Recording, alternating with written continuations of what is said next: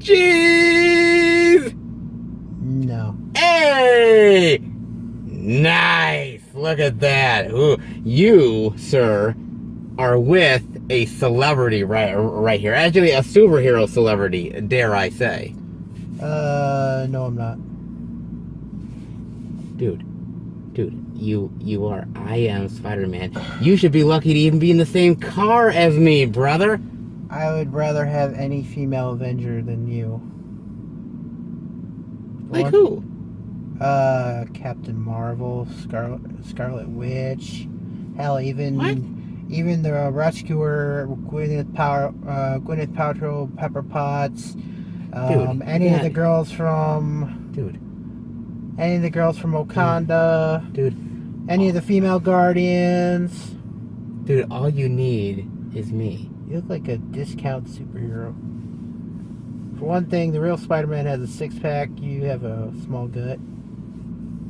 Okay, look, it's been a Been while. out of work or something? It's been out a while. I haven't been hitting the gym.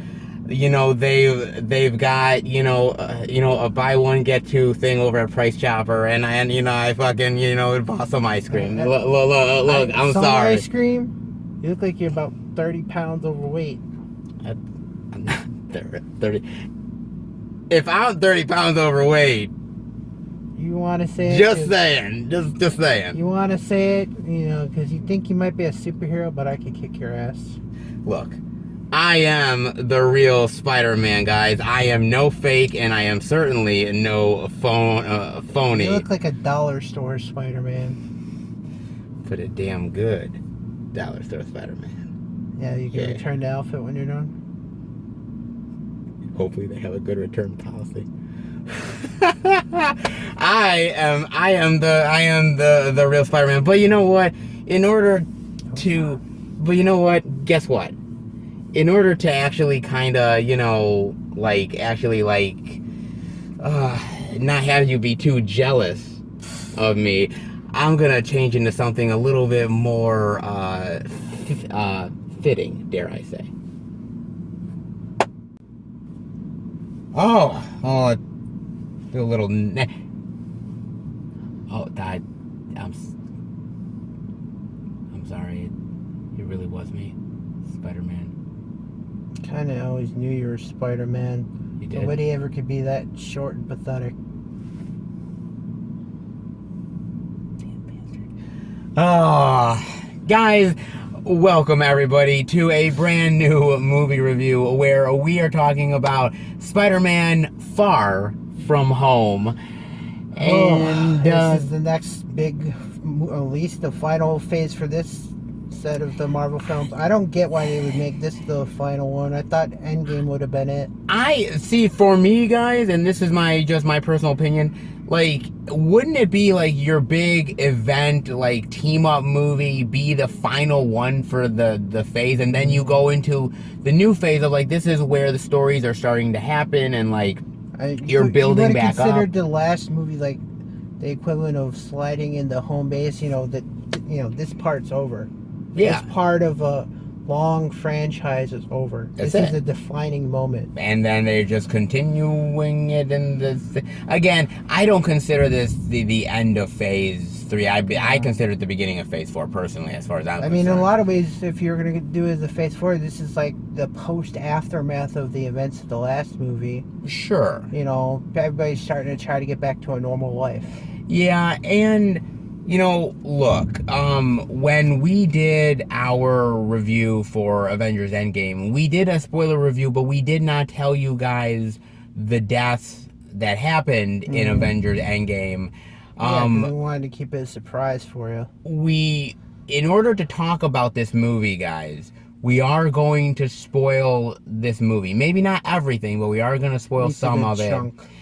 But it's really hard not to not spoil anything in the film. This is true, but the first thing we are going to spoil in order to talk about this movie is a death from Avengers Endgame, just so you guys know. If you haven't seen it yet, don't watch this review. Yes.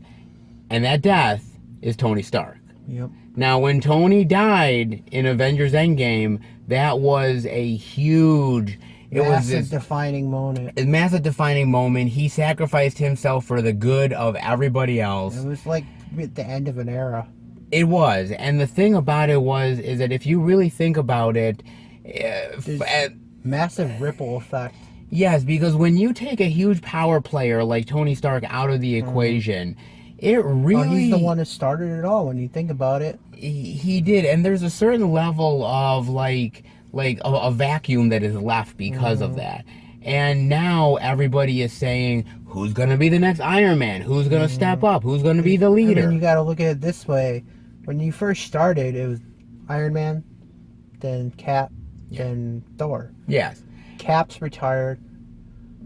Tony's dead. Tony's dead, and Thor's off doing adventures out in outer space with possibly the Guardians. So there's a huge vacuum left here, and as we remember from Spider-Man: Homecoming, Tony Stark was a certain amount of a sort of mentor to Peter. Well, I think why he's attached him so well to Peter is because he reminds him of before he became a real selfish, narcissistic person. Yeah, narcissistic prick, you know, whatever. Before he became a real jerk. Yes. I mean, and that he kind of, I think in a lot of ways, he kind of, other than seeing a lot of himself in the young Peter, yes, sees him as like almost like a son type of relationship. And somebody that could be better than him. I mean, just look at, if you've seen the Endgame, you've seen his reaction after Peter returns. He's just like, you're alive. Yes, and that's a huge thing. And I think for me personally, I think when you start down this path of basically, you start down this road at the beginning of the movie of a Peter who is very unsure of himself. Well, I mean, after losing another potential parental figure, it taking his toll on him. I mean, after dying and be gone from the world for 5 years, it's a lot to take in. It is a lot to take in. There's a lot to really sort of just recover from. There is a lot to recover from, and the idea that, again, in Avengers Endgame, you also have to remember that there was 5 years that passed in that time frame. The world's changed a lot in 5 years. And now that these people have come back after the snap, or in this movie they call it the blip. You even get a little bit of a mention at the beginning of this movie. Yes, you get a mention of the idea that they still had to go back to school restart the whole school year, restart the whole thing that they did, and with people that have aged 5 years since they've been gone. It's just a very weird situation and awkward. Can you imagine, you getting erased and it's like, oh man, did I forget to pay my credit card bills? Like, oh my god, I got that much debt. 5 years later, that debt. I would have been like, take me back. You'd be like, oh, it was only like $50. You come back 5 years later. I'm like, how do I owe $30,000? It's a lot of fucking debt. It's almost like a college loan debt, for Christ's sake. Oh God, can you imagine college loan ones? Good Lord. A couple $1 million probably by now. Goodness gracious. But now they're back to school. They're going on this vacation trying to get trip. their lives back on track. You've got Peter and Ned, and you got MJ, and you've got Flash Thompson, and you got Betty Brant, and all of the gang here, and they're going on this trip, this various trip in in Paris and London and everything like that. And of course, old original favorite from the first Iron Man movie come back, old One Eye. Mr. Nick Fury. That motherfucker does not die. Okay, he's got 9 lives. That guy. Now, don't forget, we got the infamous Samuel L. Jackson in there. Samuel Jackson's great, dude. He ain't going out, but on his own terms. You're damn right he is. He'll be 158 years old and like, look me into my good eye. Oh God, my thing about it though here is that. It started off a little slow for me. I thought it picked up over time. Well, the beginning was a little bit slow. It's like wondering where we're going with that. And I think they were trying to do a build-up, and I think it slowly worked here as you were getting reintroduced to the characters and everything. And along with getting reintroduced to the characters, we get introduced to Quentin Beck, aka Mysterio. Mysterio.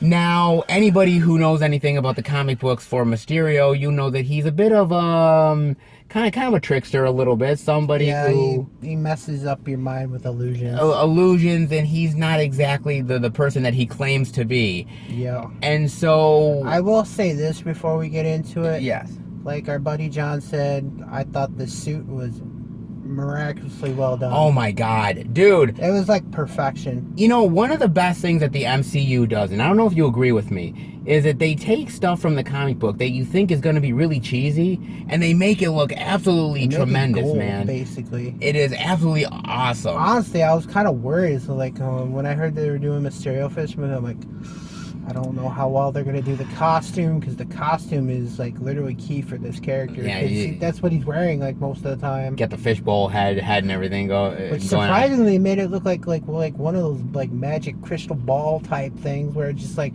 it comes onto him, like how Tony had the nano mask for his Iron Man helmet. And it kind of like turns into a little cloud inside where like, holy crap. That was cool. I really like that a lot. And I will give credit where credit is due. Jake Gyllenhaal did a great job here, man. Oh my god. He was like almost, like I was telling our buddy John, in terms of villains for the humankind. Yeah.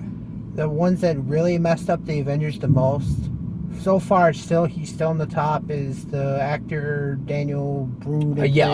Daniel Brühl, yeah. He played Helmet Zero in Civil War, which honestly, him and Jake Gyllenhaal for Quentin Beck, aka Mysterio, did a perfect job of really messing up in Avengers. I really love him in this movie. He's charming. He's sinister. Well, you don't get the hint of the sinister side till like halfway through the movie. Yes, you really don't. But this guy really is charming people, charming Nick Fury, charming. I want to be a hero, but I have to kind of do this on my own.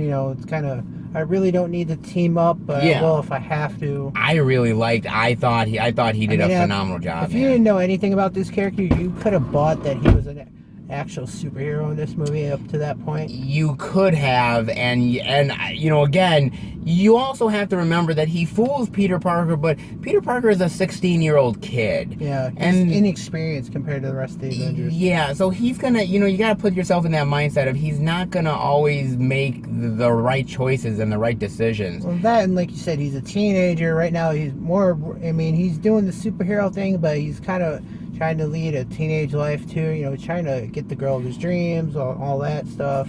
Yes, as well. And you know what? Speaking of that, I want to say, what did you think of the romance aspect between Peter and MJ? Yeah.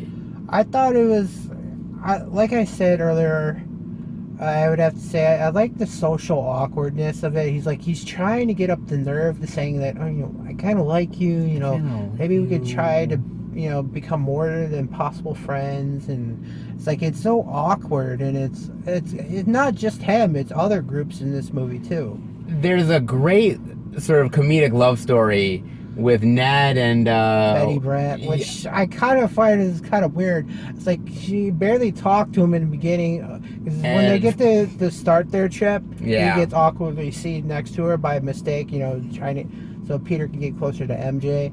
And it's like, oh, we're gonna have you switch. He's like trying to find a way to, they're gonna be on a plane trip for like 8 or 9 hours. So I'm like, oh god, do you want to play a game or something? Like by the end of the flight, they're like, oh, we're boyfriend and girlfriend now. I'm like, well, I wish it was that easy. Well, I thought that you were, going on this bachelor thing. Peter, we're teenagers. We're supposed to live our life to our fullest. And sometimes you become a man.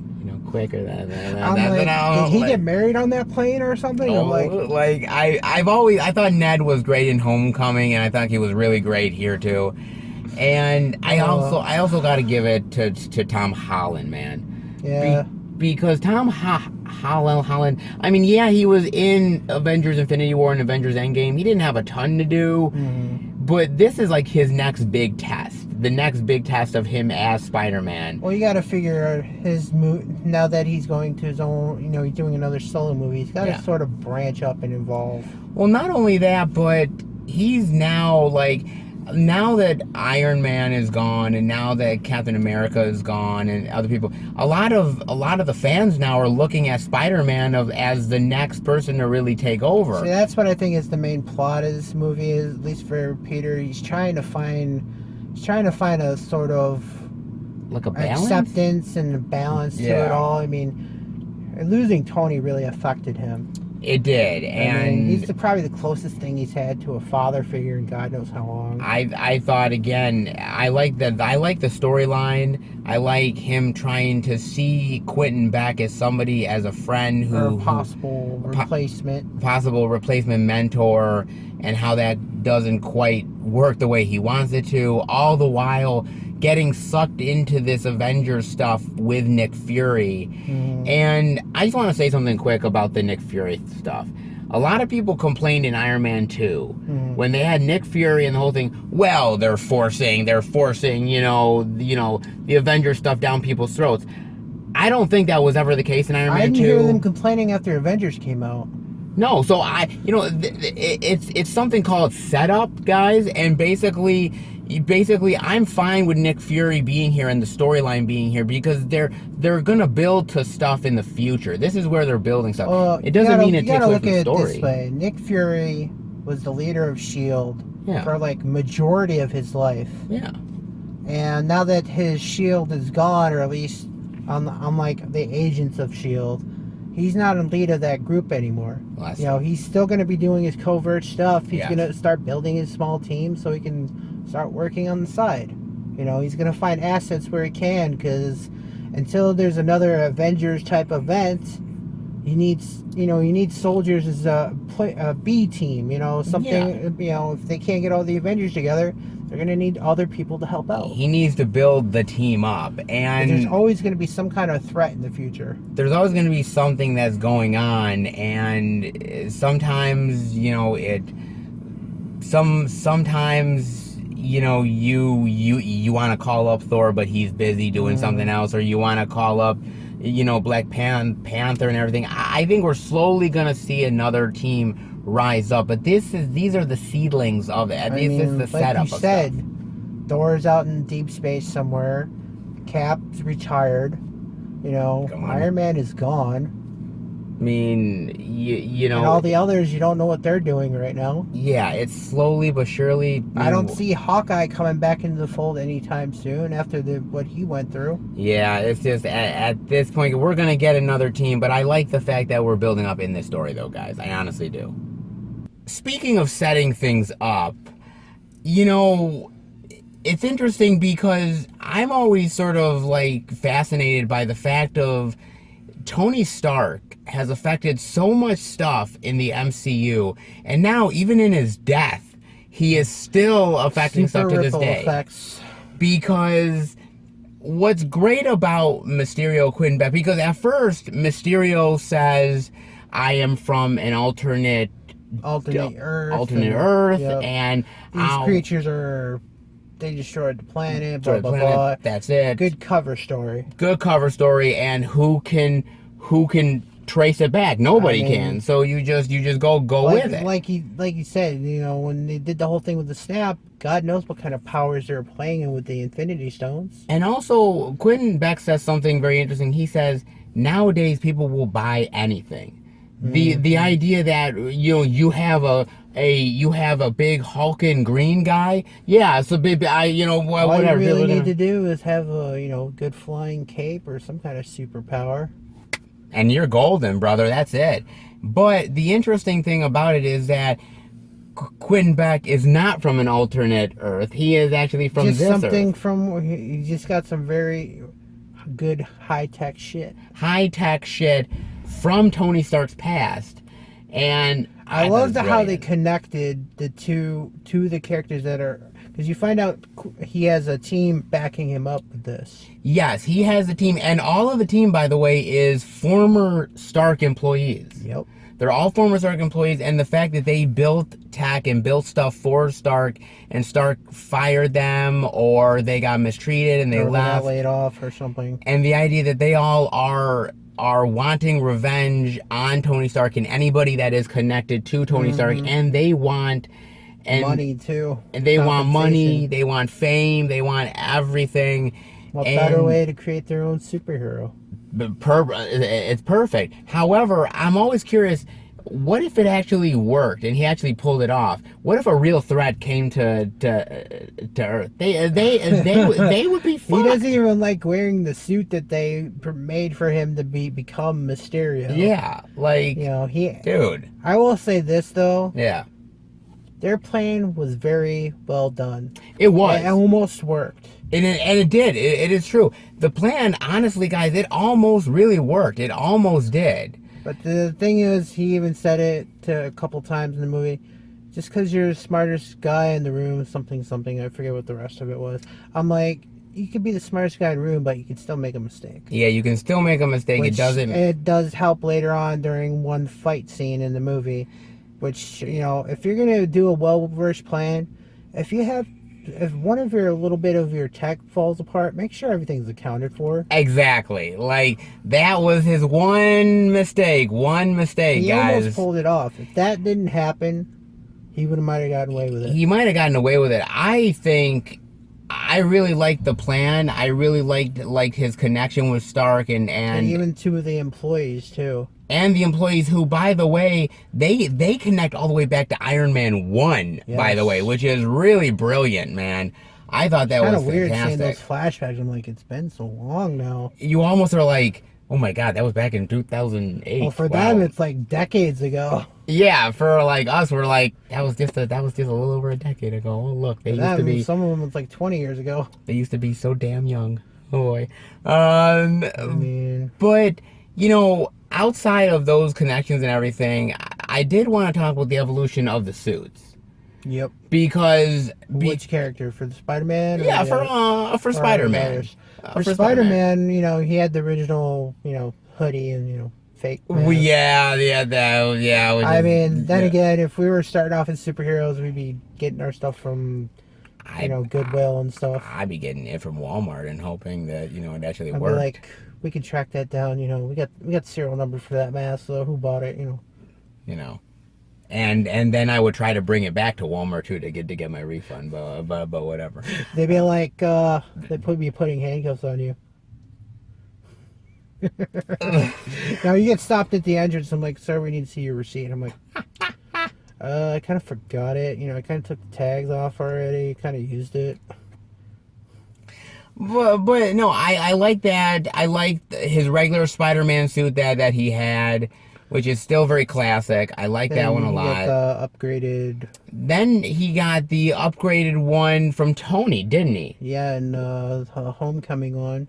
Yeah, with the Homecoming one. I wonder what happened to that one. No, he got upgraded when he turned into Iron Spider one. Yes, which that one is still really fucking awesome. He still has it. So, just not to let you know, he still does have that suit. He still does. It's more of like all-out apocalypse suit, just in case. Yeah, just in case for that. And then in this suit, we see a new suit, which is more of like a black covert one. There was a funny scene where he got it. You have this tall German, I think she was German, I'm not sure. You got this tall blonde German girl. She's like, take off your clothes. I'm like, you got a hot German girl telling you to take your clothes off. Is this hostile or something? You know, is she gonna you're gonna wake up with your kidney missing? If this is hostile, get the fuck out, man. Okay, I'm sorry, if this is hostile, get the hell out. Run for your goddamn life, okay? She's like, I want to make sure it fits. I'm like, he's got it covered. It fits all right. It does. Then one of his co-students would find him there. I'm like, take a picture. I'm like, I mean, that's kind of awkward. I mean, I could show her privately, but I'd kick your ass to take your kidney. Then you get the new suit that he gets designed, which I thought was very creative. That Tony left him away to make his own suits now. Yes, I like that. It was he almost like this like interesting like almost like you could tailor make your suit to your specifications. Well, you gotta realize like Tony was pretty much the only one who can make those types of suits. And like, oh, I'll give it to Peter, which I thought was a good homage to first Iron Man. Yes. When the Happy plays some music for him while he's creating his suit, it's like, I love AC/DC. Well, actually no, because the AC/DC music is playing, and then he says, "Oh man, I love Led Zeppelin," and don't forget he doesn't get references. and me and John, we were looking at each other, we're like, that's AC/DC. Trust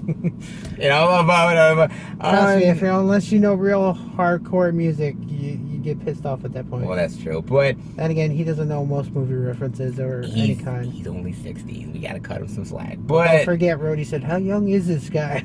I know, and the interesting thing, I do want to say something about the comedy, and I'm glad you kind of brought some of the comedy up. I think the comedy works.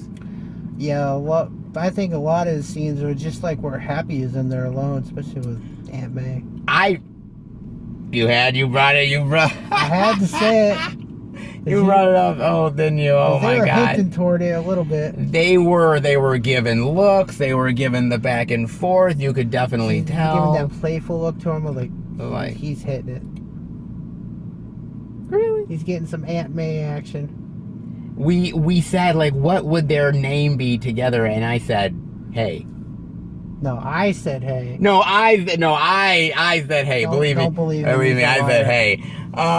No, I think she just says it later on. Oh, it's just a summer. It's a summer fling. And okay, he guys. He was so hurt when she said that. To be fair, I will take a fucking summer fling with Aunt May any goddamn summer of the year. Okay. Looks great. Any goddamn summer of the year. I was sitting next to John. And there's a scene where like you can see like Aunt May's like ass in her jeans, and we were just like, oh. Well, if you've seen her in the movie The Wrestler, you understand why Mickey Rourke's character wanted her. Damn right. But it was really great to see Jon Favreau here because of the connection with Iron Man and having that. He's more like the calm uncle.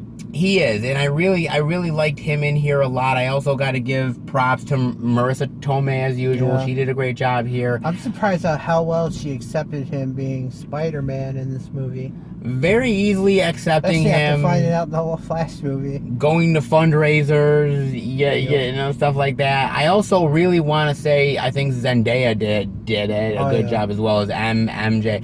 I like how she's somebody who is a no-nonsense chick. I kind of like that, guys. I really enjoy that aspect of her.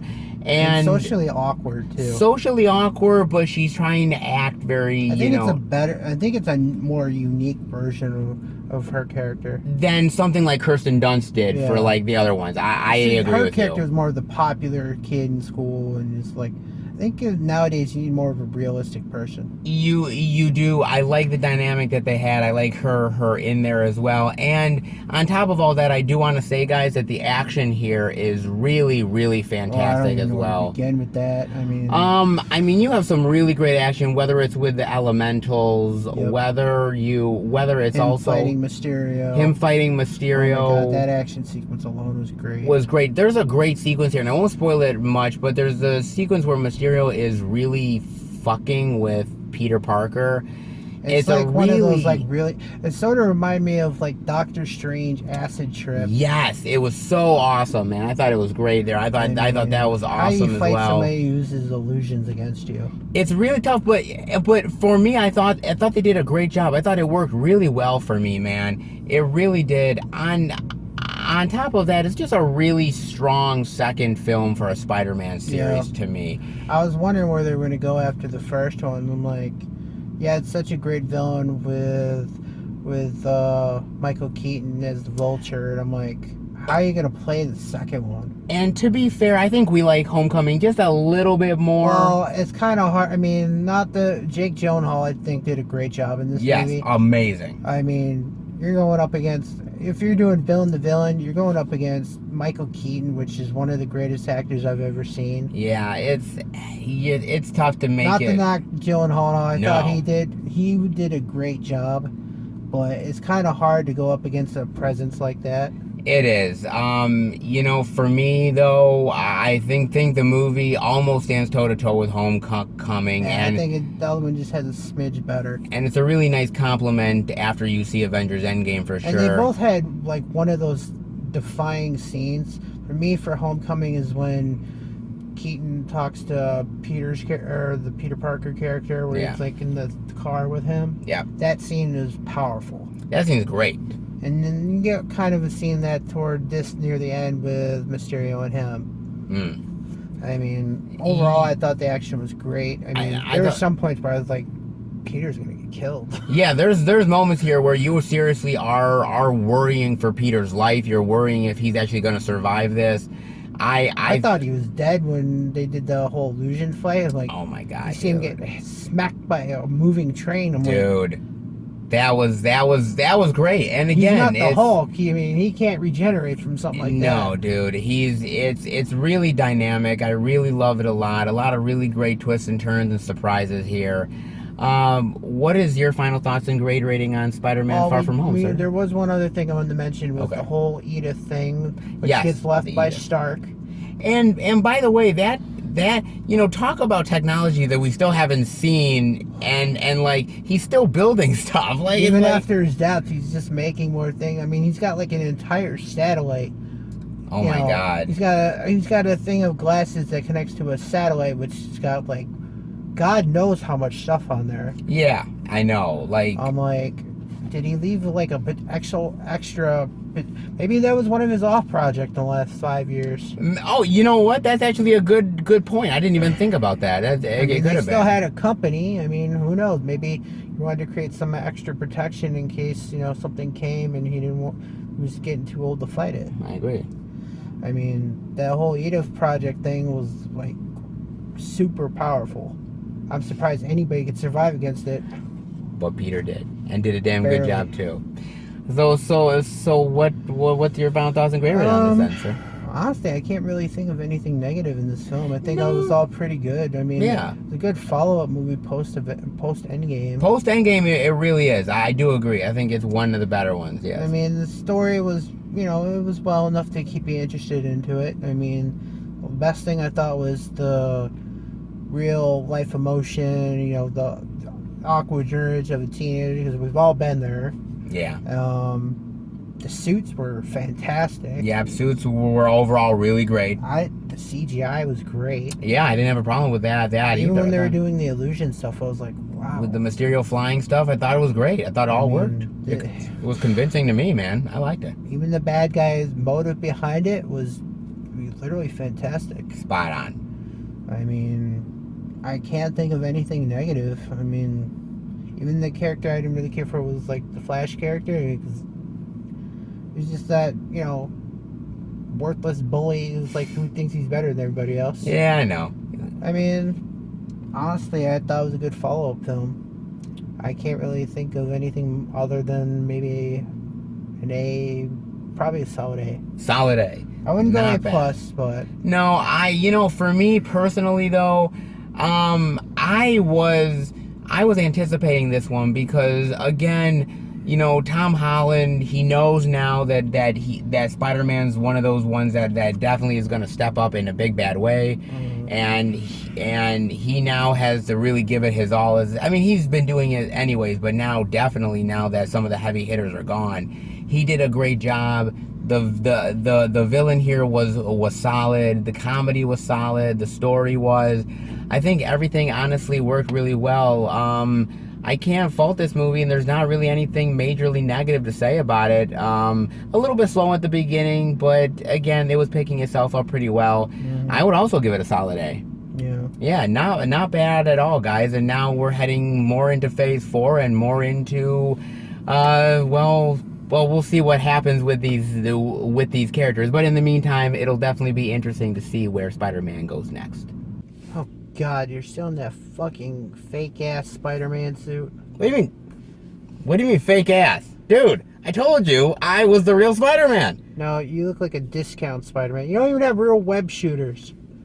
Yes, I do. You look like you're wearing a onesie. A what? A onesie? Get out of here, man. I am more of a superhero than you will ever be in your entire... Did you see that coming? If you're the real Spider-Man, you would have saw that coming. My, I don't think you'll be able to return now. I think you're gushing blood under there. I am. Guys, I guess I'm not so super after all. I If hope... I could take your ass down, if a supervillain came, you would be dead. I hope you enjoyed the review. If you did, definitely give it a thumbs up. Let us know what you think of Far From Home and this MCU and the Spider-Man franchise. And Are you crying under there? don't judge me. I'm sorry. Can you hold me? No, you're probably sweating your ass underneath that thing. Guys, we will be back next time for another movie review. Take care, everybody, and oh. You having performance problems? I always have performance problems when I'm dealing with you. All the damn time. Take care, everybody.